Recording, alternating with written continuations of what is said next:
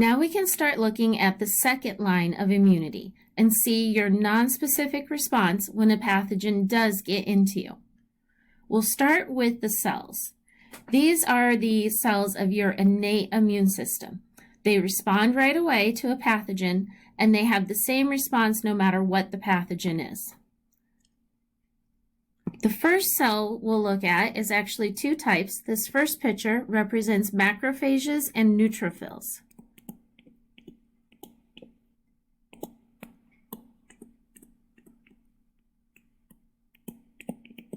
Both of these cells are phagocytic.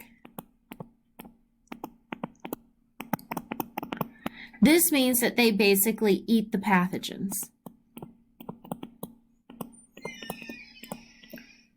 Think back to chapter 4 when we learned about endocytosis and exocytosis. That's what's going on here.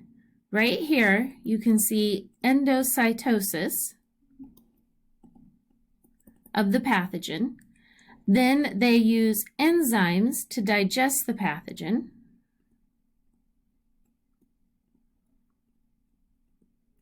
Then here you do exocytosis of the dead pathogen. And remember back in chapter 4 when we first studied this, we said that that stuff that comes out by exocytosis is pus. Our next set of cells to look at is basophils and mast cells.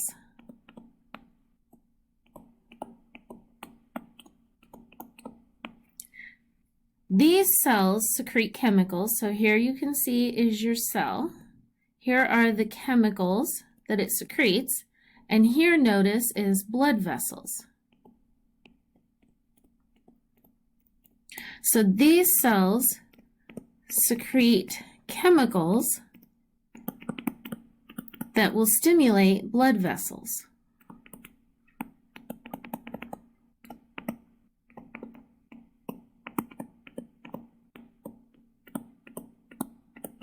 And they stimulate the blood vessels to have inflammation.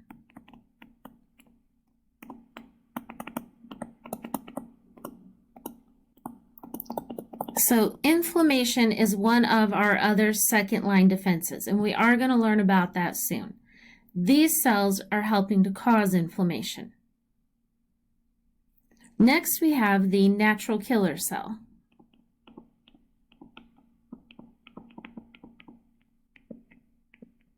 It's often abbreviated NK cell. Here is the natural killer. This cell is an infected body cell.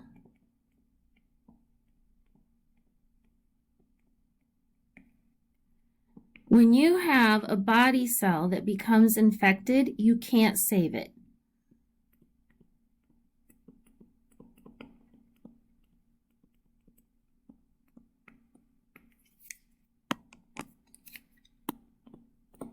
An infected cell is doomed. But you can try to stop the spread of infection.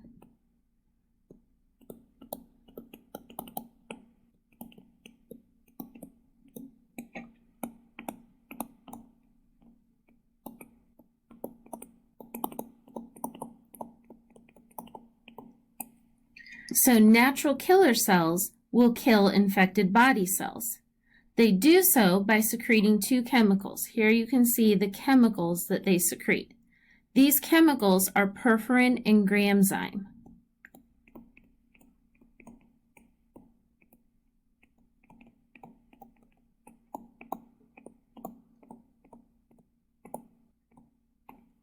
The perforin makes a hole in the cell. Just think of its name, perforin, like perforate. And the gramzyme enters through that hole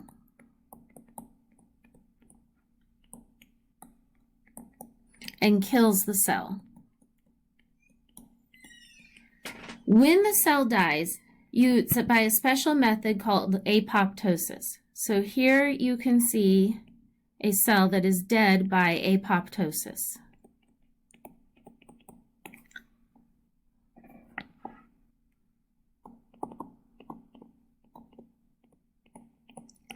This is significant because the cell shrivels up. If you look here at the apoptosis picture, you can see the cell is just all shriveled up. That means that the infection is trapped inside. So you purposely want to kill an infected cell with apoptosis because that traps the infection inside, and then the infection can't spread.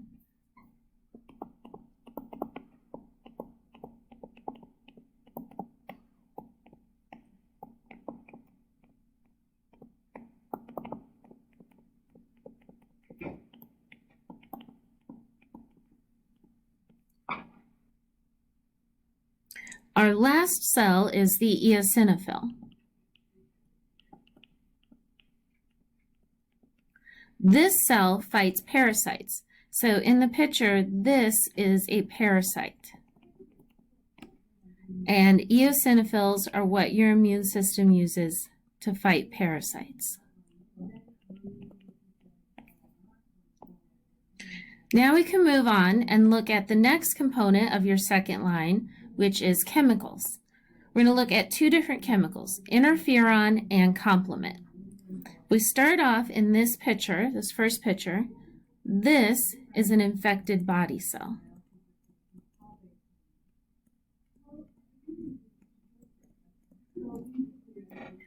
Remember, once a cell is infected, it is doomed.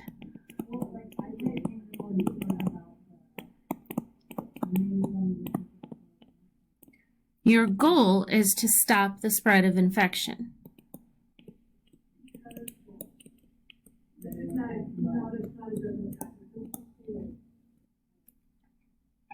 So, an infected cell secretes a chemical called interferon.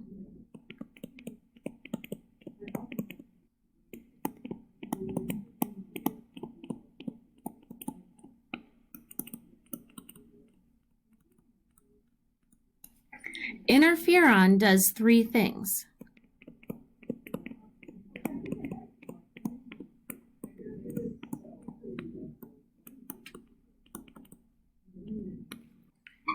Here is thing number one. This is a healthy neighbor of the infected cell.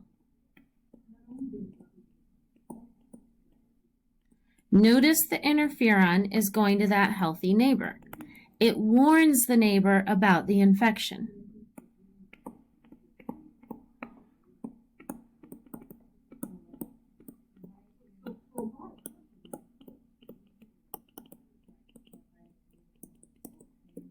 If the neighbors receive a warning, then they will make enzymes to protect themselves from infection.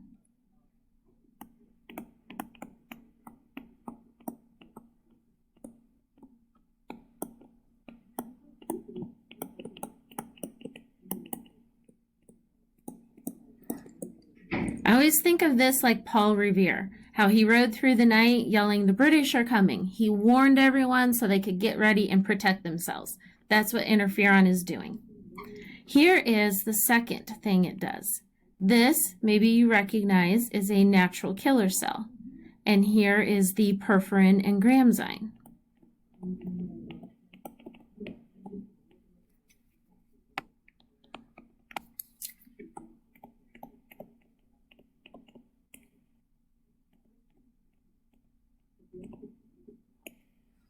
This is the infected cell.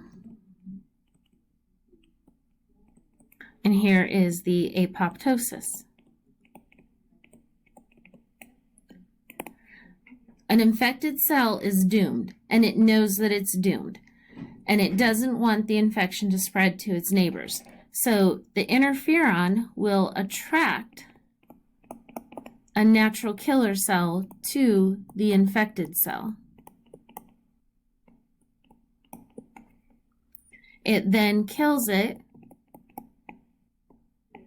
with perforin and gramzyme.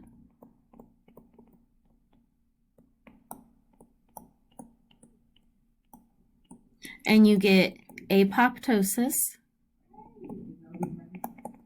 so that the infection is trapped inside the dead cell.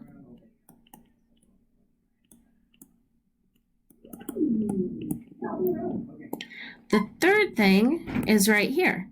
This is a macrophage. And remember, macrophages are phagocytic. They eat things. Here's the infected cell.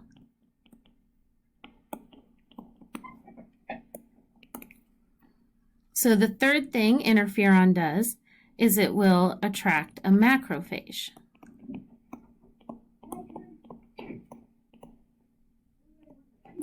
And the macrophage will do phagocytosis of the infected cell.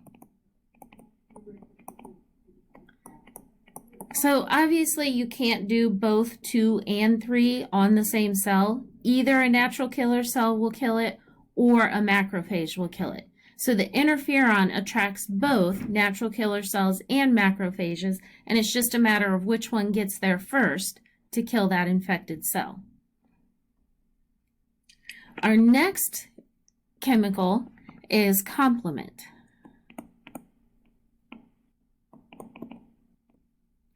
Complement is a group of proteins, and these proteins are made by the liver. So your liver is very important in helping to keep you healthy. Your liver makes complement, and complement fights infection. This picture is showing us 4 different things that complement does. The first one is called opsonization. I think of this one like ketchup. Okay, in this picture, here's your pathogen, here's your macrophage, and this pink dot here is the complement. We want the macrophage to eat the pathogen. Complement attracts the macrophage to do so. Complement sticks to the pathogen, and this induces the macrophage to engulf the pathogen.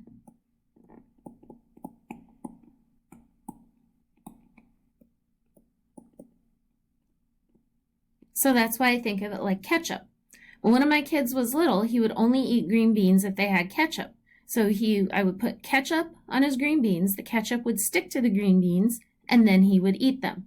Just like if you put complement on a pathogen, then the macrophage will eat it. The second one is inflammation. As I said, we're going to learn about inflammation soon.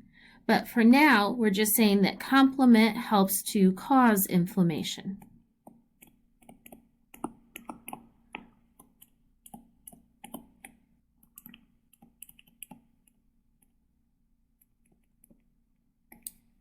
The third one is a Mac attack.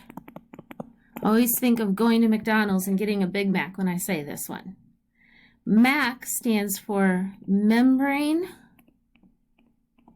attack complex. Okay, so here's your complement, here's your pathogen. Notice here the complements get together on the membrane of the pathogen. Basically what happens here is the complements poke holes in the pathogen. And they do so until the pathogen experiences lysis. So the pathogen basically explodes.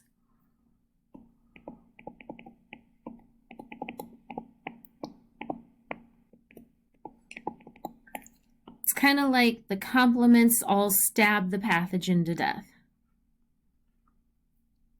The last one here, it has a long name. This is elimination of immune complexes.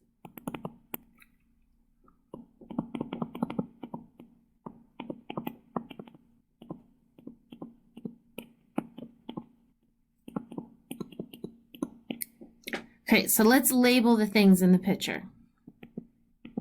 Here's your pathogen. This is an antibody, which we're going to learn about later. Here's your complement, and this is a red blood cell.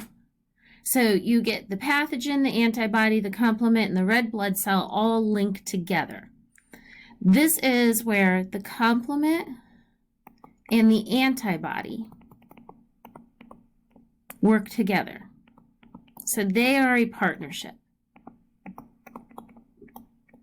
They work together to attach the pathogen to the red blood cell.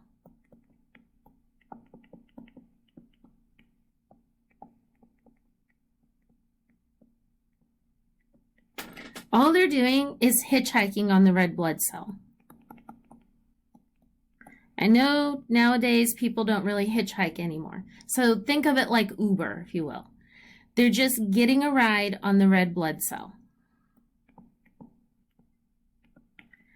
The blood is flowing through the body, and one of the places it flows through is the liver. So they are just hitchhiking on the red blood cell to get a ride to the liver.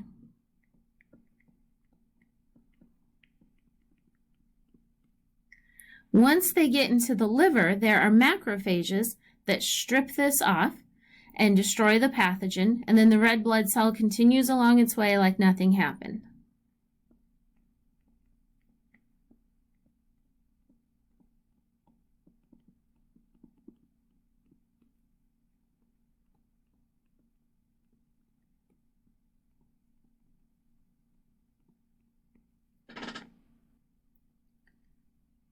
All right, so there is part of your second line.